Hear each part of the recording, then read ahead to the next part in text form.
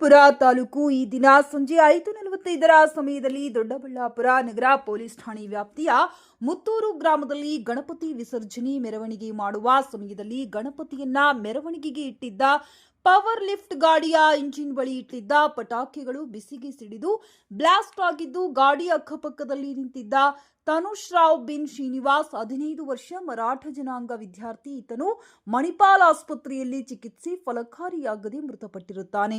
ಉಳಿದ ಗಣೇಶ್ ಬಿನ್ ಮಂಜುನಾಥ್ 16 ವರ್ಷ ವಿದ್ಯಾರ್ಥಿ, ಯೋಗೇಶ್ ಬಿನ್ ಮುನಿ ನಾರಾಯಣ 15 ವರ್ಷ ವಿದ್ಯಾರ್ಥಿ, ಮುನಿರಾಜು ಬಿನ್ ನಾರಾಯಣಸ್ವಾಮಿ 27 ವರ್ಷ, ಪವರ್ ಲಿಫ್ಟ್ ಚಾಲಕ ನಾಗರಾಜು ಬಿನ್ ಪರಮೇಶ್ವರಪ್ಪ 35 ವರ್ಷ, ಪರಿಶಿಷ್ಟ ಜಾತಿ ಚೇತನ್ ಶಾವಿ 13 ವರ್ಷ ಎಂಬುವವರಿಗೆ ಸುಟ್ಟ ಗಾಯಗಳಾಗಿರುತ್ತವೆ. ಬಂದೋಬಸ್ತ್ ಕರ್ತವ್ಯದಲ್ಲಿದ್ದ ಪೊಲೀಸ್ ಕಾನ್ಸ್ಟೇಬಲ್ ಜಾಕೀರ್ ಹುಸೇನ್ ಎಂಬುವರ ಕೈಗೆ ಪಟಾಕಿ ಸಿಡಿದು ಸುಟ್ಟು ಗಾಯಗಳಾಗಿರುತ್ತವೆ.